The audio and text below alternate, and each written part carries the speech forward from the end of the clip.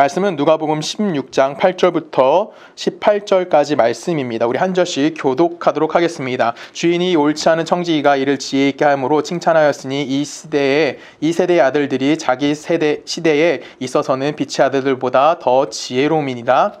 내가 너희에게 말하노니 불의의 재물로 친구를 사귀라. 그리하면 그 재물이 없어질 때에 그들이 너희를 영주할 처소로 영접하리라. 지극히 작은 것에 충성된 자가 큰 것에도 충성되고 지극히 작은 것에 불의한 자는 큰 것에도 불의하니라.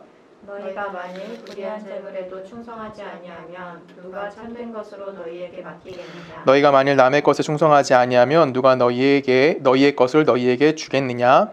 시파인이 두 주인을 섬길 수 없나니 혹 이를 미워하고 저를 사랑하거나 혹 이를 중히 여기고 저를 경히 여길 것임이니라. 너희는 하나님과 재물을 겸하여 섬길 수 없느니라. 바리새인들은 돈을 좋아하는 자들이라 이 모든 것을 듣고 비웃거늘 예수께서 이르시되 너희는 사람 앞에서 스스로 옳다 하는 자들이나 너희 마음을 하나님께서 아시나니 사람 중에 높임을 받는 그것은 하나님 앞에 미움을 받는 것입니다. 율법과 선지자는 요한의 때까지요 그 후부터는 하나님 나라의 복음이 전파되어 사람마다 그리로 침입하느니라. 그러나 율법의 한 획이 떨어지보다 천지가 없어짐이 쉬우리라.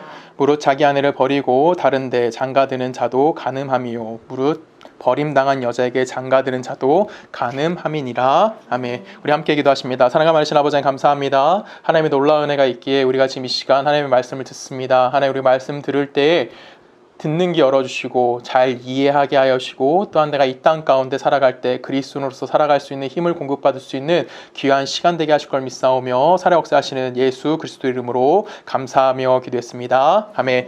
먼저 지난주 이야기를 우리가 잠깐 해봤으면 좋겠습니다. 우리 지난주에 불의한 청지기에 관련된 이야기를 했어요. 불의한 청지기에서 우리가 중요한 건 무엇이었냐면 그 주인이 청지기의 행동을 바라보면서 지혜롭게 여겼을 뿐만 아니라 어떻게 했냐면 그에게 칭찬했다라는 말을 했어요. 근데 칭찬이라는 이 단어가 어떤 단어였냐면 찬양하다라는 의미를 갖고 있었다는 거죠. 그래서 왜 이 불의한 행동들 속에 과연 담겨있는 예수님의 지혜가 어떤 지혜였느냐를 우리가 살펴봤습니다. 우리가 불의한 청지기 하면 떠오르는 건 뭐냐면 그가 율법에 의해서 고발을 당합니다. 그리고 율법에다 고발 당했을 때 보통 사람들이라면 어떻게 행동하는 게 정상이죠? 내가 율법에 잘못된 것을 고치거나 그렇게 함을 통해서 다시 새로운 보상을 받아낸다던가 아니면 내가 율법에서 지적하는 부분을 고침을 통해서 인정받아야 하는 게 맞았어요. 근데 이 청지기는 어떻게 했냐면 끊임없이 불의한 모습 가운데 자신을 노출시킵니다. 이건 결론적으로 무슨 얘기를 하는 거냐면 이 청지기가 나쁜 사람입니다를 이야기하는 것이 아니라 청지기가 할 수 있는 일이 뭐밖에 없다는 거예요.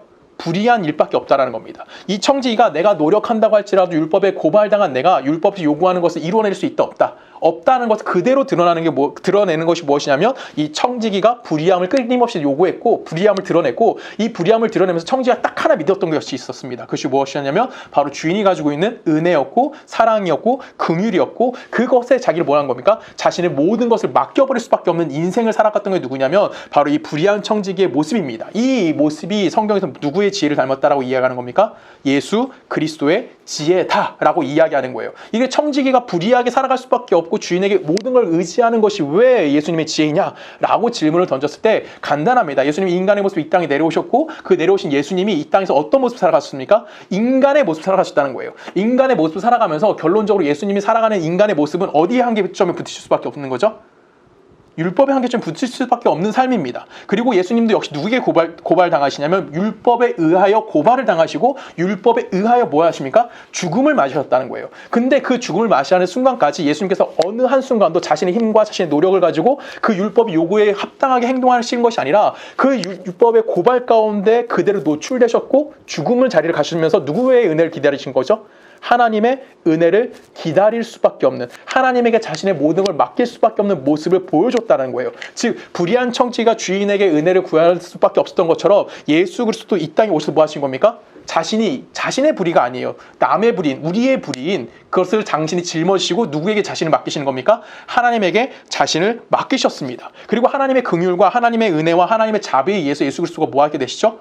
부활하시게 되는 겁니다. 즉 예수님께서는 진짜 불의한 우리의 불의를 대신 짊어지심을 통해서 십자가에 달려 돌아가셨고 무덤가에 내려가시는 그 자리까지 가심을 통해서 어떤 일이 발생한 거예요? 우리를 구원해내는 놀라운 은혜를 이루어내셨다라는 것이 지난주에 우리가 살펴봤던 내용이었습니다. 그러면 여기서 하나 질문이 생길 수 있는 게 뭐냐면 예수님이 우리 때문에 십자가에 지셨다, 피 흘려 돌아가셨다, 이것까지 다 이해해요. 그러면 그분과 우리는 과연 어떤 관계가 맺어질 수 있느냐라는 것이죠. 우리는 보통 예수를 내 메시아, 내 구세주라고 이야기합니다. 근데 성경에서는 이렇게 피로 맺어진 관계를 어떻게 설명하는지 우리 좀 살펴볼 필요성이 있어요. 우리 요한복음 말씀 한 절씩 읽어볼게요. 요한복음 15장 12절입니다. 내 계명은 곧 내가 너희를 사랑한 것 같이 너희도 서로 사랑하라 하는 이것이니라. 사람이 친구를 위하여 자기 목숨을 버리면 이보다 더 큰 사랑이 없나니 너희는 내 명하는 대로 행하면 곧 나의 친구라. 이제부터는 너희를 종이라 하지 아니하리니 종은 주인이 하는 것을 알지 못함이라. 너희를 친구라 하였노니 내가 내 아버지께 들은 것을 다 너희에게 알게 하였습니다. 너희가 나를 택한 것이 아니요 내가 너희를 택하여 세웠나니 이는 너희로 가서 열매를 맺게 하고 또 너희 열매가 항상 있게 하여 내 이름으로 아버지께 무엇을 구하든지 다 받게 하려 함이라. 지금 예수님께서 지금 이 말씀을 하시는데, 자, 우리가 조건이 하나 나옵니다. 우리가 예수님과 친구가 되기 위해서 무엇이 필요하다고 이야기하죠? 13절 보면 뭐라고 얘기합니까? 사람이 친구를 위하여 자기 목숨을 버리면이라고 됐어요. 그럼 내가 친구를 맺기 위해서는 뭘 할 수 있어야 되는 거예요? 자기 목숨을 버릴 수 있어야지만 뭐 할 수 있는 거예요? 친구가 맺을 수 있다라는 겁니다. 그럼 질문을 할 수 있는 거죠. 여러분 예수님을 위해서 여러분 생명을 바칠 수 있으십니까? 라고 질문을 하면 우린 다 뭐라고 대답합니까? 여러분 그렇죠? 우린 다 아멘이라고 이야기는 하지만 속은 그렇게 할 수 없죠. 예수님이 그걸 아셨을까요? 모르셨을까요? 당연히 아시죠. 그래서 어떻게 되십니까? 우리가 예수님 위해서 죽을 수 없기 때문에 예수님이 뭐 하시는 겁니까? 우리를 대신해서 뭐 하시는 거예요? 십자가에 달려 돌아가시게 되었다는 거예요. 즉 예수님께서 뭘 하시는 거냐면 우리를 친구 삼기 위해서, 예수님이 우리를 위해서 뭐 하시는 거예요? 대신 당신의 목숨을 내어놓으셨던 거고, 그렇게 함을 통해서 우리와 예수님이 어떤 관계에 맺어지는 거예요? 종의 관계가 아니라 이제는 뭐라고 된다고요? 친구가 되게 하겠다라고 얘기하면서 한마디 정점을 찍으시는 게 하나 있어요. 그게 뭐냐면 16절입니다. 16절에 보면 뭐라고 표현됩니까? 16절 처음에 보면 너희가 나를 택한 것이 아니요 내가 너희를 뭐 했다? 택하여 세웠다라는 거예요. 그러니까 예수님의 친구가 되기 위해서 예수님이 나를 위해 십자가 지신 이유는 뭐라는 거예요? 이미 창세 전에 예수님께서 우리를 뭐 하셨다?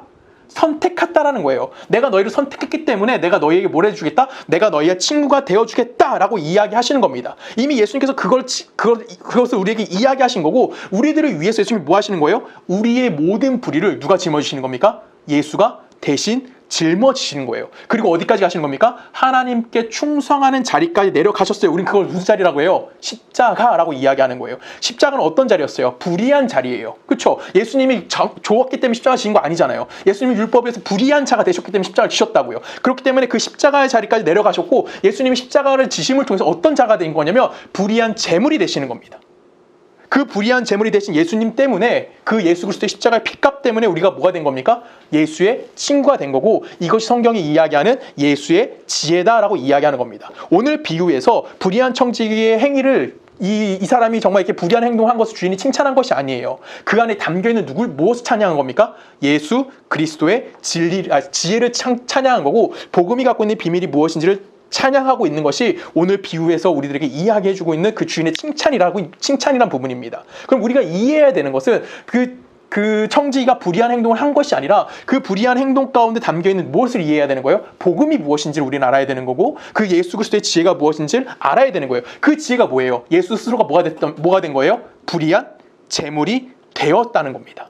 그리고 불의한 제물이 됨을 통해서 뭘 하시게 되는 거예요? 우리를 위하여 십자가에 달려 돌아가심을 통해서 우리가 뭐가 되는 거예요? 예수와 친구가 되어지는 모습이 우리들 가운데 나타나게 되어지는 겁니다. 그리고 나서 우리에게 요구하시는 것이 있어요. 지금 신약 시대로 얘기하면 교회에게 요구하시는 거 뭐예요? 예수가 우리를 위해 십자가를 지신 것처럼 우리도 세상 사람들의 불의를 대신 짊어짐을 통해서 뭘 지라는 거예요? 예수가 걸어간 길을 걸어가라 라고 이야기하는 거예요. 이게 여기서 나오는 교회론입니다. 근데 이건 너무 깊은 이야기이기 때문에 이건 나중에 시간이 될 때 다시 한번 우리가 이야기했으면 좋겠고요. 아무튼 중요한 건 뭐냐면 지금 여기에 담겨져 있는 의미는 뭐예요? 예수가 우리에게 보여준 건 뭐예요? 불의한 제물로서 뭘 하셨습니까? 당신이 직접 우리를 위하여 십자가에 돌아가셨고, 그 돌아가심을 통하여 우리는 무엇이 됐다는 거예요? 예수님과 우리가 친구가 되었다라고 이야기하는 거예요. 근데 반대로 율법주의자들은 어떻게 될까요? 율법에 고발을 당합니다. 그 율법주의자들은 뭘 할까요? 율법주의자들이 율법에 고발당했습니다. 그러면 그들이 그 예수님의 은혜를 구할까요? 아니죠. 그들은 해야 될 일은 딱 하나입니다. 뭐랍니까?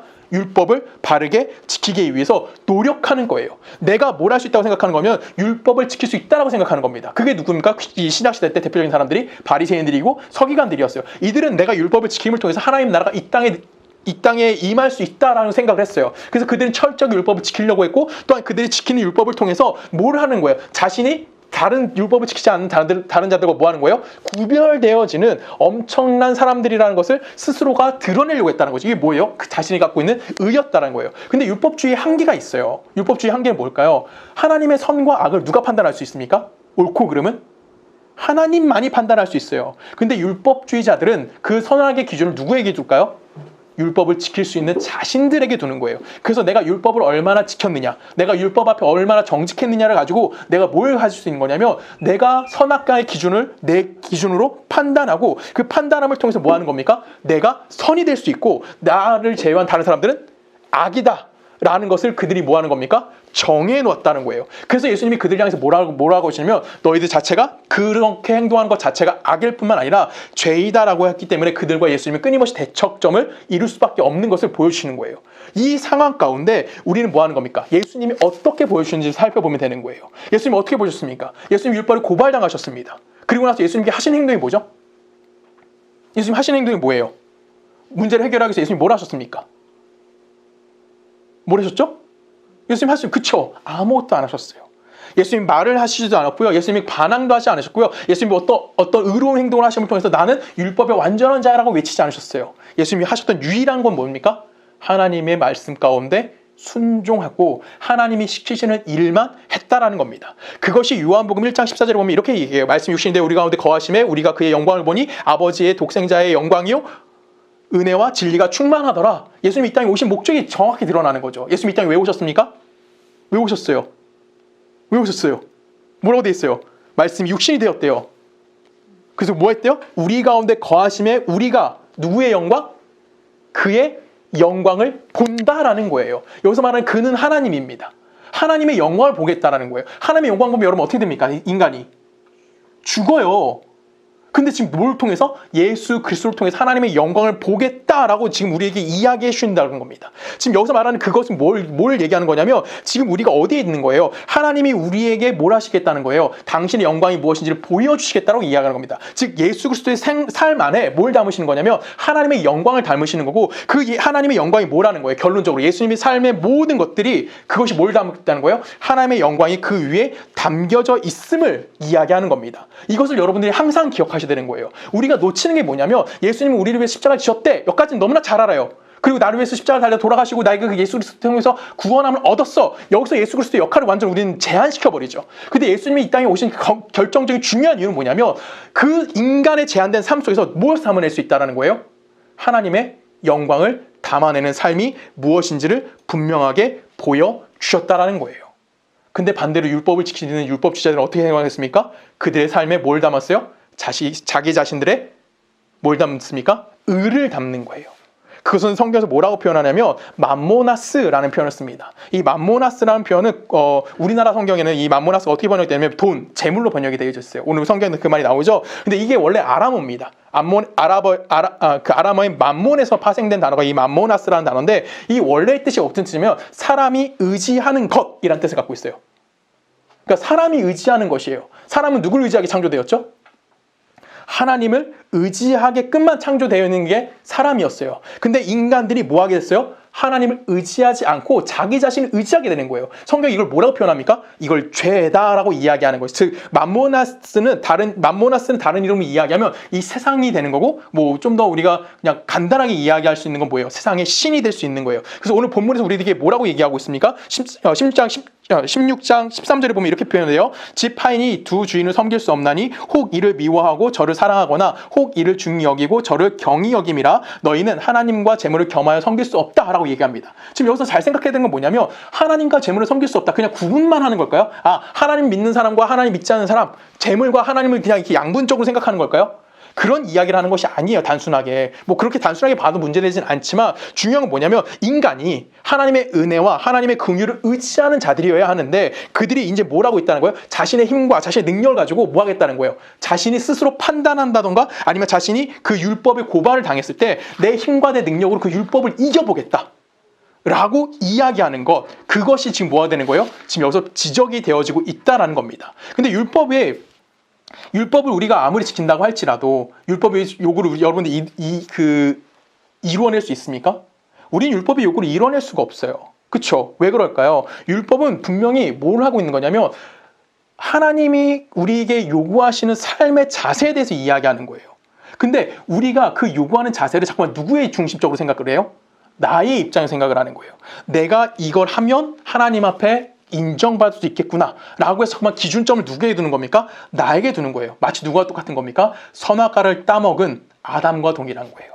내가 선악과를 따먹었어요. 따먹음을 통해서 나는 이제 뭘 하는 거예요? 하나님의 지혜를 가졌다고 생각하는 거죠. 이제는 내가 하나님을 더불어 사는 것이 아니라 하나님과 같은 삶을 사는 거.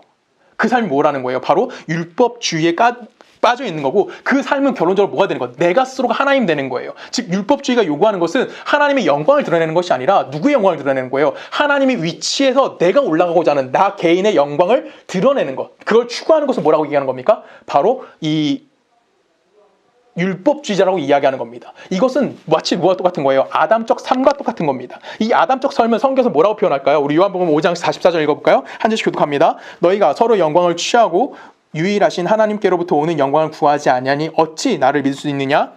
내가 너희를 아버지께 고발할까 생각하지 말라. 너희를 고발하는 이가 있으니 곧 너희가 바라는 자 모세니라. 모세를 믿었더라면 또 나를 믿었으리니 이는 그가 내게 대하여 기록하였음이라. 그러나 그의 글도 믿지 아니하거든 어찌 내 말을 믿겠느냐 하시니라. 아멘. 44절 뭐라고 얘기해요? 너희가 서로 영광을 취하고 유일하신 누구? 하나님부터 오는 영광을 뭐 하지 않는데요? 구하지 않는데요. 이게 누구예요? 아담의 후손들인 거예요. 이게 누구예요? 죄인들의 실존의 모습인 거예요. 즉 누구의 삶인 거예요? 우리의 삶인 거예요. 제 삶이 아니라 우리 모두가 뭐 하는 거예요? 서로 뭘 하겠다고? 자기 영광을 구하는 삶만 사겠다라는 거예요. 누구의 영광을 구하지 않고 하나님의 영광을 구하지 않고. 근데 이 땅에서 유일한 한 사람 누구죠? 예수님. 딱 한 사람이에요. 그 예수님이 뭐 하셨어요? 자기의 영광을 구하지 않았어요. 누구의 영광을 구했습니까? 하나님이 요구하는 영광을, 하나님의 영광을 그의 삶에 담아내신 거예요. 하나님이 예수님을 부르셨어요. 어디로 부르셨습니까? 불의한 자리로 부르셨어요. 지난주 설교를 기억하면 가늠한 자리로. 예수님이 우리 뭐 하시는 겁니까? 예수님이 직접 그 자리로 가셨다라는 거예요. 그 가심을 통해서 그 예수님이 누구의 그 불의함을 담아내시는 거예요? 이 세상에 살고 있는 모든 아담의 불의를 다 자기가 짊어지신 겁니다.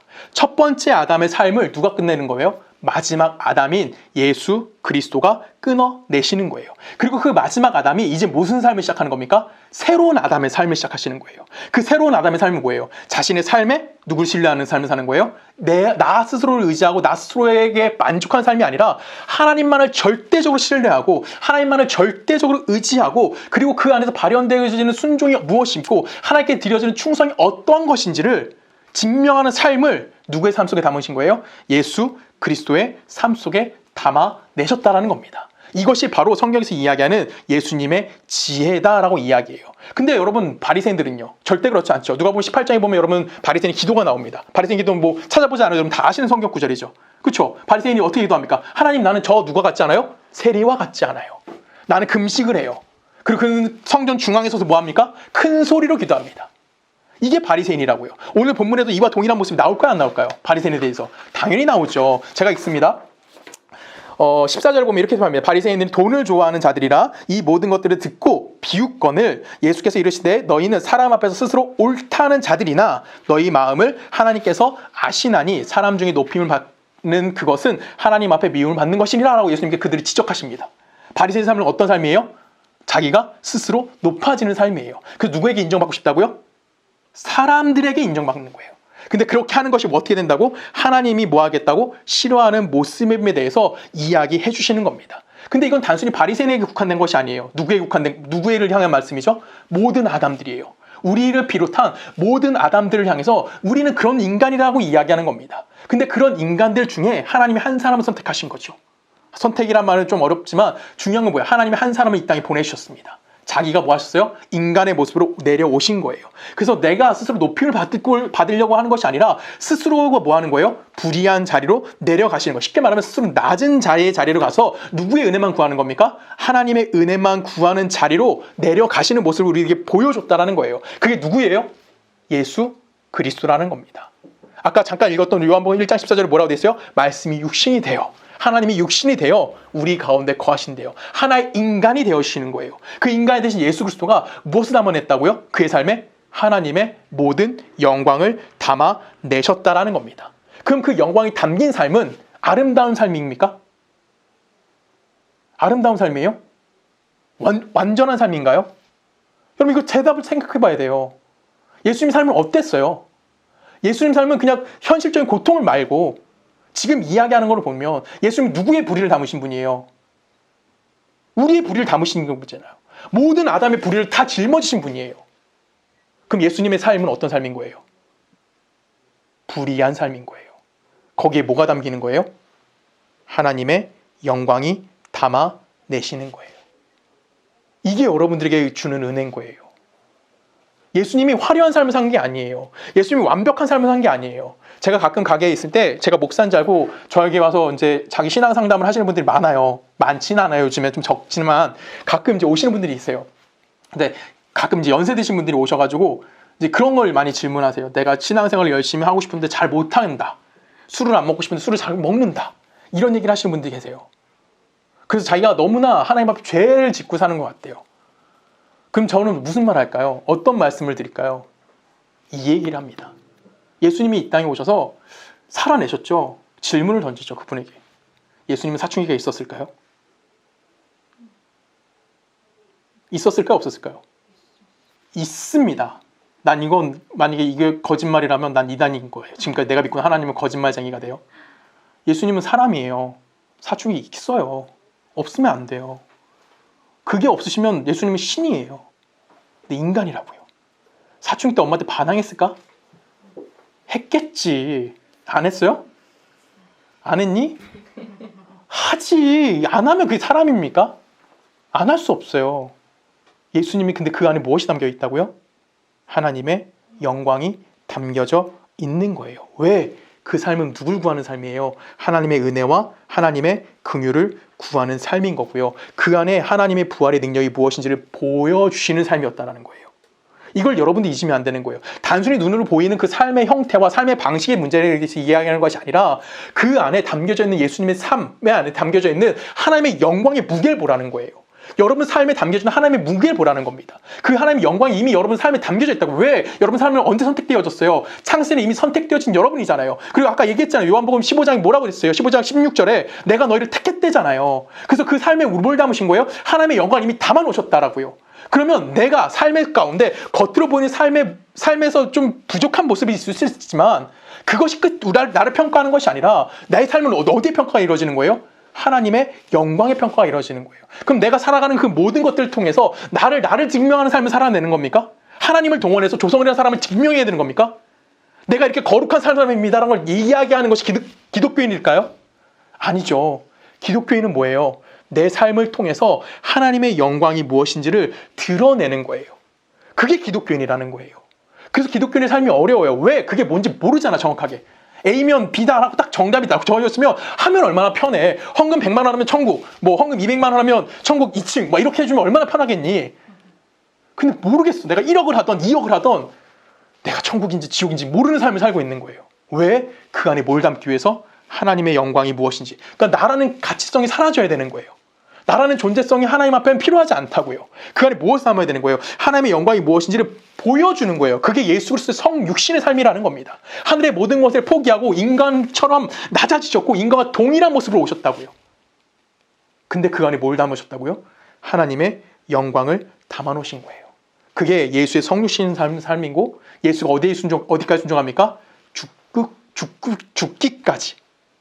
죽기까지 순종하신 삶을 살아내시는 겁니다. 어렵죠? 너무 어려운 거예요. 왜? 우리에게 답이 무엇인지 보이지 않아요. 하지만 그 삶이 성경에서 뭐라고 얘기하는 겁니까? 바로 예수 그리스도의 지혜다라고 이야기하는 거고, 또한 그것이 뭡니까? 십자가가 가지고 있는 의미인 거예요. 우리가 이 문제를 조금만 좀 쉽게 한번 생각해 볼까요? 우리 열왕기 상으로 좀 가볼까요? 열왕기상 3장입니다. 24절부터 한 절씩 읽을게요. 또 이르되 칼을 내게로 가져오라 하니 칼을 왕 앞에 가져온지라. 왕이 이르되 산 아이를 둘로 나누어 반은 이 여자에게 주고 반은 저 여자에게 주라. 그 산 아들의 어머니 되는 여자가 그 아들을 위하여 마음에 불붙는 것 같아서 왕께 아뢰어 청하건대 내 주여 산 아이를 그에게 주시고 아무쪼록 죽이지 마옵소서 하되 다른 여자는 말하기를 내 것도 되게 말고 내 것도 되게 말고 나누게 하라 하는지라. 왕이 대답하여 이르되 산 아이를 저 여자에게 주고 결코 죽이지 말라. 저가 그의 어머니이니라 하매. 온 이스라엘이 왕을 심리하여 판결함을 듣고 왕을 두려워하였으니 이는 하나님의 지혜가 그의 속에 있어 판결함을 봄이더라 라고 얘기합니다. 지금 누구의 얘기예요 이거? 솔로몬인데 거기 뭐라고 되어 있습니까? 마지막 절에 이는 하나님의 지혜가 라는 표현이 나와요. 그럼 이 얘기는 누구의 얘기라는 거예요? 하나님의 지혜가 무엇인지를 설명하는 거죠. 이 바로 앞에 어떤 일이 있었을까요? 이 바로 앞에 3장 처음에 무슨 얘기가 나올까요? 솔로몬이 하나님한테 몇 번 기도하죠? 몇 번? 기도하잖아. 여러분 유명한 거 있잖아요.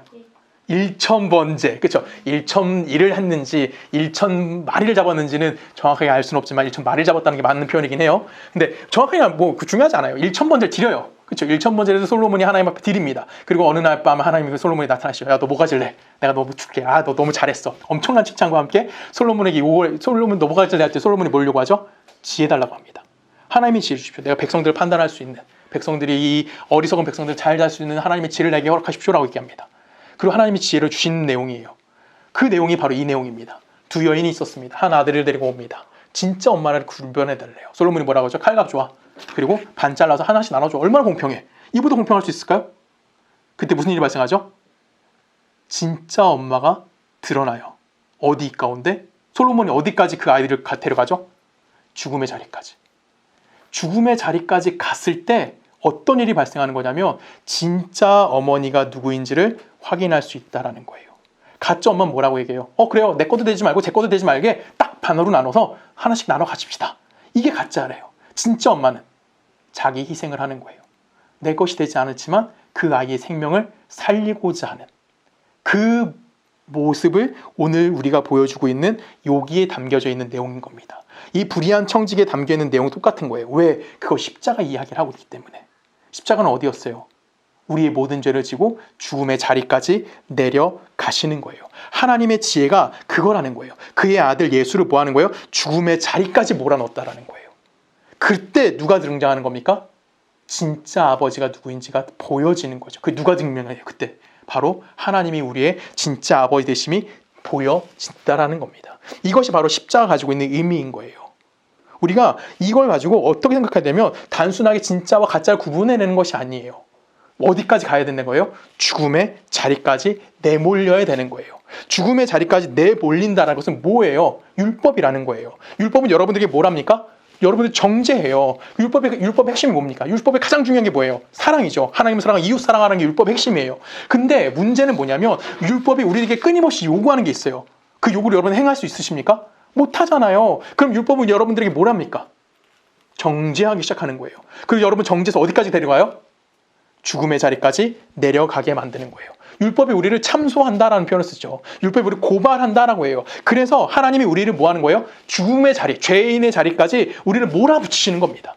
그 몰아붙여서 거기서 우리가 그토록 의지했던 내 의견, 성경으로 얘기하면 율법, 내 생각, 거기 가운데 뭐 하는 거예요? 그 안에 내려가서 그것의 정죄를 널 뭐라고? 경험하라는 겁니다. 네가 그 자리까지 가야 한다라는 거예요. 그래야지 뭘 발견할 수 있다는 거예요? 율법이 진짜가 아니라 우리가 진짜 의지해야 될 것이 누구인지를 발견할 수 있다고 이야기하는 거예요. 그래서 하나님 우리를 어디로 내보내신 겁니까? 어려운 자리까지 내려보내시는 거예요. 진짜 엄마가 누굴 포기해요? 아들을 포기한다고요. 어디까지 갔을 때 포기해요? 그 아들이 죽음의 위치에 내려갔을 때 포기해버리는 거예요. 그리고 뭐 하는 겁니까? 그 죽음의 자리에 내몰린 그 아들을 보자마자 엄마가 뭐 하는 거예요? 그 아들을 포기하지만 진짜 엄마가 발견되어지게 된다는 겁니다. 하나님이 우리를 그래서 어디를 보내시는 거예요? 원래 우리의 자리를 보내시는 겁니다. 원래 우리의 자리가 어디예요? 어디죠? 죽음의 자리죠. 하나님과 끊어진 삶, 하나님과 관계없이 살았던 자, 내 힘과 내 노력으로 살았던 자, 그 자리까지 하나님 우리를 뭐 하시는 거예요? 보내시는 거예요. 그 자리에 가야지만 우리의 약함을 발견할 수 있는 거고요. 그 자리에 가야지만 내가 불의하다는 걸 인정할 수 있게 된다는 거예요. 그래야지만 우리는 뭘 깨닫게 되는 거예요? 그 약함과 그 불의 때문에 누구를 깨달을 수 있는 거예요? 하나님의 영광이 무엇인지를 알 수 있는 거고, 하나님의 능력만이 무엇이 되는 거예요? 나를 살릴 수 있다는 것을 인정하게 되어진다는 겁니다. 우리가 그 속에 있을 때 우리를 뭐라고 부르는 거예요? 성도라고 부르는 겁니다. 그거를 인정한 자들이 뭐 하는 겁니까? 바로 우리인 거고요. 그 삶을 살아가고 있는 것들이 바로 오늘 우리 여러분들의 뭐예요? 오늘이라는 시간인 거고, 여러분의 현실이라는 것입니다. 하나님이 우리를 이 땅 가운데 살아가게 하신 이유가 바로 여기 있는 겁니다. 하나님 우리를 이 땅에 살아가시는 게 단순히 저 멀리서 조성은 잘 사는가? 이게 시청하시는 걸까요? 아니죠. 하나님 뭐 하시는 겁니까? 우리를 역사 속에 보내십니다. 그리고 하나님을 떠나서 자신의 힘으로 살아보라라고 하는 거예요. 그리고 인간인 네가 생산해낼 수 있는 힘이 무엇인지, 네가 만들어낼 수 있는 것이 무엇인지를 알게 해주시는 거죠. 그것이 뭐예요? 없다라는 것을 우리 스스로가 알게 만들어주는 거예요. 그래서 그 죽음의 자리까지 갔을 때 우리가 뭘 경험하게 되는 겁니까? 구원이라는 것이 무엇인지를 알게 만들어주시는 거고요. 하나님의 긍휼과 하나님의 사랑이 무엇인지를 우리에게 가르쳐 주시는 거예요. 그래서 하나님은 우리를 끊임없이 어디를 보내시는 겁니까? 여러분, 현실, 행복? 이면 땡큐하지만 어디 현실로? 우리의 고통의 현실을 우리에게 주시는 거고요. 우리는 그 자리에서 끊임없이 다시금 누구의 은혜를 깨닫게 되는 거예요? 하나님의 은혜와 하나님의 사랑이 무엇인지를 배우게 되는 겁니다. 그래서 우리는 그 고통 현실 속에서 율법을 통해서 끊임없이 청지기처럼 뭐하는 자들이에요? 고발되어지는 자의 삶을 살고 있는 거예요. 그래서 여러분들이 힘든 겁니다. 세상 사람들이 힘들지 않아요. 왜? 그들은 율법의 고발을 안 받거든. 근데 우리는 하나님에 대해서 알잖아요. 그래서 세상은 끊임없이 우리를 고발한다고요. 대표적으로 우리 한국 기독교를 향해서 세상을 뭐라고 고발합니까? 개독교. 그렇죠. 목사인 저를 향해서 뭐라고 할까요? 네가 무슨 목사야. 권사님들, 장로님들 뭐라고 합니까? 니들이 무슨 권사고 장로야. 교회를 향해서 저게 무슨 교회야. 이게 무슨 고발이에요? 율법의 고발인 거예요. 근데 그 율법이 아무리 고발한다고 할지라도 이미 창세전 여러분들은 누구 안에 있었습니까? 하나님 안에 있었어요. 예수 그리스도의 은혜를 통해서, 예수 그리스도의 십자가를 통해서 이미 여러분들은 뭐한 자들이에요? 율법에 고발을 당했지만 그 고발을 당할 수 있는 자들입니까? 아니죠. 이미 그 율법의 힘은 우리에게 발휘할 수 없어요. 우리는 율법이 고발한다고 할지라도 우리는 어떤 자들이에요? 율법으로부터 자유한 자들인 거고, 우린 누구의 은혜 안에 있는 자들인 겁니까? 하나님의 은혜 안에 있는 자들이라는 것을 다시 한번 깨달아 알아지는 거예요. 근데 그걸 끊임없이 알게 하시기 위해서 우리가 어디에 고발되는 걸 노출시키는 겁니까? 율법에 고발되어지는 것을 노출시키는 거고, 우린 다시 한번 하나님의 사랑을 덧입혀졌다는 것을 깨닫게 되어지는 겁니다. 그 삶을 살아가는 것을 성경이 뭐라고 그러면 성화라고 이야기하는 거예요. 이 솔로몬의 재판에 담겨있는 의미가 바로 그 의미인 겁니다. 우리의 의미도, 우리의 삶에서 고통이 다가오는 의미도 바로 거기 있는 거예요. 어머니가 손해를 봐요. 하나님이 손해보시는 거예요. 그때 무엇이 깨닫게 되는 겁니까? 생명을 살릴 수 있게 되어진다라는 겁니다. 그래서 바울이 이렇게 고백하죠. 로마서로 갈까요? 로마서 5장 20절에 보면 이렇게 됩니다. 그러나 제가 더한 곳에 무엇이 더한다? 은혜가 더한다. 이 말씀이 이해 가십니까? 내가 죄를 열심히 지어야지 은혜 받는 것이 아니라, 내가 은혜 받기 위해서 죄져야지가 아니라, 우리가 어디 있다고요? 율법의 고발함 가운데 끊임없이 정죄를 당하는 처지에 있다고요. 그래서 우리는 그 성경에서 뭘 하는 겁니까? 은혜가 무엇이고 긍휼이 무엇인지를, 예수 그리스도의 십자가가 무엇인지를 이해할 수 있는 거예요. 그 고발되는 것 가운데 우린 예수 그리스도의 십자가가 끊임없이 재현되어지는 겁니다.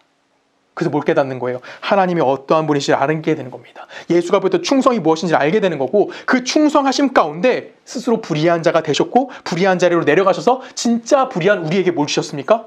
구원을 베풀어 주신 그 하나님이 누구신지를 이해할 수 있게 되어지는 것이 바로 우리에게도 있다는 겁니다. 즉 여러분들의 모든 삶은 어떻게 살아가는 겁니까? 끊임없이 여러분의 죄악성이 폭로당하는 삶을 사시는 것이 바로 우리의 삶인 거예요. 그래서 제가 가끔 농담으로 얘기하죠. 우리는 언제 성결을 이룰 수 있다? 죽을 때. 언젠가 이룰 수 있을지 몰라요. 죽기 전에 이룰 수 있는 사람도 있겠지. 근데 우리는 뭐 하는 거예요? 그렇게 끊임없이 우리는 성결의, 성화의 삶을 살아가고 있는 거예요. 율법을 지키면서 우리가 성결을 이뤄내는 것이 아니에요. 내가 주일날 돈 안 쓰고, 내가 주일날 거짓말 안 하고, 내가 뭐 평상시 헌금 생활 잘하고, 이런 걸로 내가 성결을 이뤄내는 것이 아니라 끊임없이 율법에 고발당하고 그 율법을 통해서 내가 지킬 수 없다는 죄인인 것을 인정하고, 그 인정함을 통해서 우리는 누구의 사랑을 발견하는 겁니까? 하나님의 은혜를 발견하는 거고, 하나님의 사랑을 발견하는 거고, 그것을 경험하는 것. 이것이 성경에서 이야기하는 성도의 성화인 거고요. 우리의 성결이라는 것을 여러분들이 기억해 주셨으면 좋겠습니다. 우리가 이런 과정을 겪어야지만 뭘 이뤄낼 수 있어요? 하나님 앞에 순종할 수 있는 거예요. 하나님 앞에 내가 충성할 수 있는 거예요. 왜? 내가 할 수 있는 게 없기 때문에. 내가 하나님 말씀 순종하는 것이 내가 살 길이라는 걸 유일하게 알 수 있기 때문에.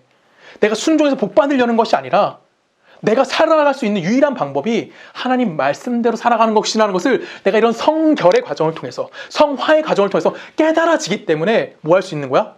말씀에 순종하게 되는 거예요. 내가 어쩔 수 없이 순종하는 거예요. 내가 노력해서 얻어내는 것이 아니라 하나님 앞에 백성으로 살아가는 것이 무엇인지 알기 때문에 우린 끊임없이 뭘 하는 겁니까? 내 죄악성이 폭로 당하는 삶을 살 수밖에 없는 거예요. 그래서 이 불의한 청직의 삶이 바로 예수 그리스도의 뭡니까? 지혜인 겁니다. 이걸 여러분들이 잊지 않았으면 좋겠어요.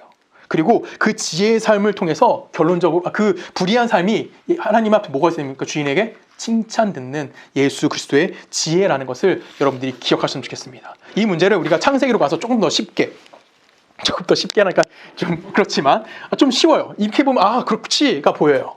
우리 좀 더 볼까요? 우리 다말 얘기 여러분 아실 거예요. 다말은 그 유다 그 시아버지 유다와 이제 불륜을 저지른, 그렇죠? 불륜을 저질렀던 여인의 이야기가 다말 이야기예요. 다말이 왜 유다와 불륜을 저질렀을까요? 이건 마태복음에 보면 답이 나와요. 간단하게 생각하면 마태복음은 예수님의 계보당하라고 시작을 합니다. 그러면서 그 안에 다말이라는 여인이 등장을 해요. 그 다말이라는 여인은 이미 예수님이 뭐 하셨다는 거예요? 유다와 불륜을 저질러서 예수 그리스도의 족보, 그러니까 예수 그리스도 이 땅에 오신 길을 준비해야 되는 자라는 거예요. 그러니까 다말이 그렇게 하고 싶지 않아도 어쩔 수 없이 다말은 뭐예요? 그렇게 끌려갈 수밖에 없는 인생이었다라는 거죠. 이건 어쩔 수 없이 정해져 있는 겁니다. 다말의 인생에서. 그가 하나님의 뜻이기 때문에. 그래서 다말은 뭐가 돼요? 하나님이 다말을 뭘 만드시죠? 창녀로 만들어 버리시는 거예요. 하나님이 다말을 창녀로 만드신 거고, 시아버지와 뭐 하겠어요? 시아버지 유다와 불륜을 저지르게 했어요. 그래서 누가 태어나요? 아들이 태어나게 만드는 거거든요. 이게 하나님의 뜻이라는 거예요. 거기서 우리가 토달할 수 있는 건 없어요. 하나님이 그렇게 정하셨고 그렇게 가는 거예요. 그렇게 지금 그렇게 갔어요. 근데 그 안에 예수 그리스도의 십자가가 녹아져 있다는 겁니다. 이걸 여러분 생각하셔야 되는 거예요. 그냥 하나님이 불륜 저지르래 끝! 이게 아니라 왜 그럴 수밖에 없는지, 그리고 그 안에 담겨있는 의미가 무엇인지를 알아야 되는 거죠. 자, 다말이 불의한 자리로 내려갑니다. 스스로 뭐가 됐죠? 창녀가 되었어요. 그 뭐 전후사정은 다 따지지 않을게요. 뭐 아버지가 뭐 셋째 아들을 주지 않았기 때문에 그렇긴 하지만 아무튼 그래서 이 다말이 세상과 시아버지로부터 불의한 여인이라고 고발당합니다. 그럼 이 여인은 어떻게 되는 거예요? 죽어야죠. 그렇죠? 죽을 수밖에 없는 상황이었어요. 근데 자신이 한 행동 때문에 죽을 수밖에 없는 이 여인이었지만 그걸 알매도 불구하고 이 여인은 그 자리를 뭐 하죠? 충성한 거잖아요. 분명히 이 여인이 그 아버지를 대를 이어야 되겠다는 그 뭔지 모를, 정말 하나님이 그 여인에게 나타나서 너 이렇게 해야 되는데 라고 이야기하는지 모르겠지만 그 여인의 마음속에 내가 이런 모습을 변장을 해서 시아버지로부터 내가 아들을 낳아야 되겠다는 그 뭔지 모를 마음이 있었기 때문에 그런 일을 한 거란 말이에요. 그래서 그 여인은 그 일에 충성된 거예요. 그래서 그는 뭐 한 겁니까? 약속의 자녀인 그 아들을 낳게 된 거고, 유다까지도 뭐 할 수 있었던 거예요? 살릴 수 있게 되어졌다라는 거예요. 근데 반면 유다는 어떻게 했을까요? 유다는 자기 며느리가 잉태했다는 이야기를 듣고 율법적 잣대를 갖다 댑니다. 그리고 분노하죠. 그리고 성경에서 돌에 쳐 죽이라고 하는데 유다는 더 정직하죠. 더 자기가 의로워야 돼요. 뭐까지 하자 그럴까요? 불에 태워 죽여버리라고 합니다. 율법적으로 더 의로운 모습을 드러냅니다. 율법이 그 여인을 공격한 거죠. 그때 이 여인이 뭘 꺼내 들었습니까? 성경을 통해 볼까요? 창세기 38장입니다. 우리 한 절씩 읽을게요. 여인이 끌려 나갈 때에 사람을 보내어 시아버지에게 이르되 이 물건 임자로 말미암아 임신하였나이다. 청하건대 보소서 이 도장과 그 끈과 지팡이가 누구의 것이니까 한지라. 유다가 그것들을 알아보고 이르되 그는 나보다 옳도다. 내가 그를 내 아들 셀라에게 주지 아니하였음이로다 하고 다시는 그를 가까이 하지 아니하였더라. 해산할 때에 보니 쌍태라. 해산할 때 손이 나오는지라 산파가 이르되 이는 먼저 나온 자라 하고 홍색실을 가져다가 그 손에 메었더니. 자, 시아버지에게 뭘 들이댑니까? 뭘 드러내요? 뭘 꺼냈죠? 이 여인이 꺼낸 게 뭐예요? 시아버지에게 받은 화대였어요. 화대가 뭘 받았어요? 도장, 끈, 지팡이를 받습니다. 자, 이 도장, 끈, 지팡이는 잘해서 받았어요? 옳은 일에서 받았나요? 이거 무슨 화대예요? 뭐 화대요? 그쵸? 뭐예요? 불법, 불의한, 그쵸? 불의한 뭐예요? 증거물이에요. 이 불의하게 쓰였던 증거물을 가지고 뭐 한 거예요? 드러냈어요. 불의한 재물이 불의한 자리로 스스로 내려가신 예수 그리스도의 핏값과 동일한 거죠. 지금 이 여인은 불의한 짓을 한 거예요. 옳지 않은 행동했잖아요. 근데 그 옳지 않은 것 때문에 뭐 하게 됐다고요? 살 수 있게 되었다고요. 예수님이 뭐 하셨어요? 불의한 자리에 내려가셨고 스스로 내려가심을 통해서 뭐 하셨습니까? 예수님이 죽으셨어요. 그리고 그 자리에서 뭘 하시게 됩니까? 우리에게 부활이라는 것을 내려주셨다라는 거예요. 그것만이 우리가 예수님의 뭐가 될 수 있는 거예요? 친구가 될 수 있는 방법이라는 겁니다. 즉 예수님께서 당신이 뭐가 되신 거예요? 불의한 증거물이 되신 거예요. 불의한 재물이 되신 거고요. 그 불의한 재물 때문에 뭐 하게 된 거예요? 우리가 예수님과 친구가 될 수 있게 되어졌다는 겁니다. 예수가 더럽기 때문에 그랬어요? 예수님이 불의한 자이십니까? 아니에요. 예수님이 우리와 연합하시기 위해서 스스로 자신이 불의한 자가 되셨다고요. 그 불의한 자가 되시면 끝난 것이 아니라 당신이 뭐가 됐어요? 율법의 고발에 의해서 불의한 재물이 되어진 거예요. 그래서 율법이 여러분 고발한다고 할지라도 이미 우린 뭐 한 거예요? 그 고발로부터 죄가 있습니까? 없습니까? 없는 자가 되어진 겁니다. 이걸 지금 성경 우리에게 이야기하는 거예요. 성경 다시 한번 읽어볼까요? 본문 누가복음 16장 8절 9절 한 절씩 읽을까요? 죄인이 이 옳지 않은 청지기가 이를 지혜 있게 하였으므로 칭찬하였으니 이 세대의 아들들이 자기 시대에 있어서는 빛의 아들들보다 더 지혜로움이니라. 내가 너희에게 말하노니 불의의 재물로 친구를 사귀라. 그리하면 그 재물이 없어질 때에 그들이 너희를 영주할 처소로 영접하리라. 이해가시죠? 이제 이 구절이. 이 구절이 갖고 있는 그 의미를 아시겠죠? 우리가 뭐 하는 거예요? 예수님과 이렇게 친구가 됐다고요. 그것이 우리에게 삶이에요. 그 삶을 누가 또 요구하실까요? 누구에게 요구하실까요? 우리에게 요구하시는 거예요. 우리에게 하나님을 충성하는 삶을 요구하시는 거고요. 우리에게 순종하는 삶을 요구하시는 거고요. 나 자신을 비우는 삶을 요구하시는 거고요. 손해보는 삶을 요구하시는 거고요. 모욕당하는 삶을 요구하시는 거고요. 해당하는 삶을 요구하시는 거예요. 마치 어디에 고발당하는 삶을 요구하시는 겁니까? 율법에 의하여 고발당하는 삶을 우리에게 요구하시는 겁니다. 그리고 우리가 뭐가 되는 겁니까? 우리에게 우리에게 친구가 허용되어짐을 예수님께서 우리에게 이야기하시는 거예요. 그렇게 불의한 재물로 친구를 사귀는 겁니다. 이 불의한 말씀 속에 이 말씀 속에 담겨 있는 의미를 여러분 이해하셨으리라고 믿습니다. 예수 그리스도의 핏값으로 우리는 우리 스스로를 부인함으로 예수님과 무엇이 되신 겁니까? 친구가 되어진 겁니다. 그렇게 성도됨은 내 것을 만들어가는 것이 아니라 남의 것을 가지고 내 것이 되어지는 거예요. 성도됨이라는 것은 불의한 재물의 충성됨을 통해서 진짜가 무엇인지를 드러내는 역설적인 삶을 살아가는 자들이 누구예요? 바로 우리들인 겁니다. 그게 바로 예수 그리스도의 지혜인 거고 우리가 삶 속에 살아가야 되는 지혜인 거예요. 반면 바리새인들은 어떻습니까? 바리새인들은 지금까지 이야기한 거 너무 다른 얘기 사는 거죠. 8절 말씀 다시 읽어볼까요? 뒤쪽만 읽을게요. 이 세대의 아들들이 자기 시대에 있어서는 빛의 아들보다 더 지혜로움이니라. 여기 빛의 아들들이 누굴까요? 빛의 아들들. 여러분입니까? 예수님을 믿는 자들을 얘기할까요? 바리새인들을 얘기하는 거예요. 여기서 바리새인들 얘기하는 거라고요. 바리새인들은 어떤 자들이에요? 내가 빛의 아들들이라고 생각하는 겁니다. 내가 하나님의 백성이라고 생각하는 거예요. 자신의 위상을 높이기 위해서 하는 자들이에요. 근데 그들보다 세상의 아들들 누구죠? 세리와 창녀와 죄인들. 그들에게 임한 예수 그리스도의 지혜가 빛의 아들이라고 자처하는 율법의 지혜를 쫓아가는 그들의 지혜보다 더 뭐하다는 겁니까? 지혜롭다라는 것을 성경이 우리들에게 이야기해 주는 겁니다. 우리는 그런 긍휼에 의해서 구원받은 자들인 거예요. 또한 우리는 그런 긍휼을 가지고 또다시 다른 사람들에게 복음을 전하고 그들을 친구 삼는 자들이어야만 하는 겁니다. 우리 결론을 줘볼게요. 우리 삶이 지금 내 뜻대로 되지 않으시죠? 되면 참 좋겠는데 안 됩니다. 근데 우리는 그것을 수긍하고 받아들여야 돼요. 왜? 하나님이 나에게 그것을 허락하셨기 때문에. 우리는 그 삶에 순종하는 거고 그 삶에 충성하는 겁니다. 왜요? 하나님이 우리를 악으로 이끄시지 않으십니다. 하나님 당신의 선으로 우리를 이끄시는 거고요. 우리의 삶 안에 누굴 걸 담아내시는 겁니까? 하나님의 영광과 하나님의 능력을 담아내심을 여러분들이 믿길 원합니다. 그 삶이 내가 분명히 작은 것에 충성해야 되는 것일 수도 있습니다. 아니면 내가 정말 너무 힘들 정도로 불의한 재물에 충성하는 모습일 수도 있을 수도 있습니다. 근데 불의한 청지기에게 임하셨던 하나님의 지혜가 여러분들에게도 동일하게 임한다는 것을 잊지 마시길 바랍니다. 그리고 하나님이 우리의 그것을 칭찬해 주실 거예요. 그럼 이렇게 생각할 수도 있어요. 내가 정말 그렇게 너무 힘들게 살아가고 내 뜻이 정말 하나도 안 이루어져가는 삶을 살아가다 보면 왠지 모르게 내 삶이 허송세월을 보내는 것 같기도 합니다. 허비되어지는 것 같기도 하고 아니면 이렇게 손해보는 굉장히 이게 허무한 시간을 보내고 있다고 생각할 수도 있어요. 근데 여러분, 탕자가 아버지 재물을 가지고 그 재물을 어떻게 했죠? 허비했습니다. 불의한 청지기가 주인의 재물을 허비했습니다. 그 허비를 통해서 누굴 만나죠? 아버지의 은혜를 깨닫게 되고 주인의 은혜가 무엇인지를 알게 되었다는 거예요. 그럼 이 허비는 무슨 허비입니까? 거룩한 허비가 되는 겁니다.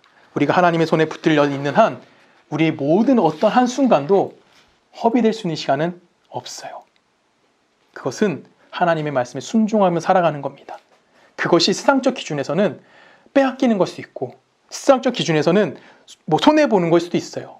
근데 그 안에 무엇이 담겨 있는 겁니까? 하나님의 지혜가 담긴 거고 하나님의 긍휼이 담긴 거고 하나님이 누구신지를 이 세상 가운데 드러나게 만들어주는 겁니다. 그럼 그건 허비입니까? 그것은 불의입니까? 아닙니다. 또 한 경우가 있을 수 있어요. 우리의 삶이 볼 때 우리는 그나마 좀 정직하게 산다고 치지만 간혹 예수님을 믿고 사는 사람 중에서 굉장히 좀 추접하고 좀 더럽게 살아가는 삶을 살 수도 있습니다. 우리의 기준에서, 인간의 기준에서. 그때 우리가 내가 그렇게 삶을 살고 있다고 느껴진다면 무엇을 기억하면 될까요? 우리의 모든 불의를 뒤집어 쓰신 예수 그리스도의 긍휼을 기억하시면 되는 거예요. 우리가 그렇게 살아가는 것도 뭐예요? 내가 예수를 기억할 수 있는 하나의 순간적인 지혜일 수 있다는 겁니다. 그때 진짜 아빠가 누군지 알 수 있는 겁니다. 진짜 구원자가 누군지 알 수 있는 거예요. 하나님이 우리를 거기로 내모신 거예요. 왜? 하나님은 우리에게 당신의 악함을 담아내시기 위해서 우리를 창조하셨습니까? 아니죠. 우리를 창조하신 이유가 뭐예요? 당신의 영광을 위해 창조했다고요. 우리 성도는 하나님의 영광을 위해 창조된 자들이에요. 그래서 우리 이 땅을 살아가면서 내가 창조주가 누구인지를 드러내는 자들이고 하나님이 누구신지를 드러내는 자들이지 하나님을 끌어와서 내가 누구인지를 드러내는 자들이 아니라는 거예요. 즉 내 삶에 뭘 담아내는 겁니까? 하나님을 담아내는 삶을 사는 겁니다. 그래서 우리는 내가 만들어낼 수 있는 노력, 내가 만들어낼 수 있는 계획, 내가 만들어낼 수 있는 지혜 이런 걸 다 모아야 돼요. 다 버려놓을 수 있는 사람, 다 내버릴 수 있는 사람들이어야 되는 겁니다. 그리고 그것만이 바로 우리가 살 수 있는 자들이에요. 우리가 누구만을 의지해야 됩니까? 하나님만을 의지해야 돼요. 하나님의 지혜를 의지하는 거고 하나님의 긍휼을 의지하는 거고 하나님의 은혜를 붙들고 살아야 하는 자들인 거예요. 그래서 세상은 여러분을 향해서 연약하다라고 하고요. 세상은 여러분들을 향해서 바보라고 하고요. 혹자는 우리를 향해서 교회가 가장 불의한 곳이다 라고도 이야기하기도 합니다. 근데 그 자리로 내려가서 우리는 뭘 붙드는 겁니까? 십자가의 은혜를 붙드는 거고 그 십자가의 은혜로 다시 한번 덧입혀지는 자들이 되어지는 겁니다. 그 자리에 무엇이 있습니까? 하나님의 구원이 있습니다. 부정한 우리를 위해서 예수님께서는 부정한 자리로 자발적으로 내려가셨습니다. 우리는 이 복음 앞에 서 있는 자들입니다. 우리는 그 복음을 가지고 있는 자들이에요. 그렇기 때문에 여러분 누구라고 인정하시는 겁니까?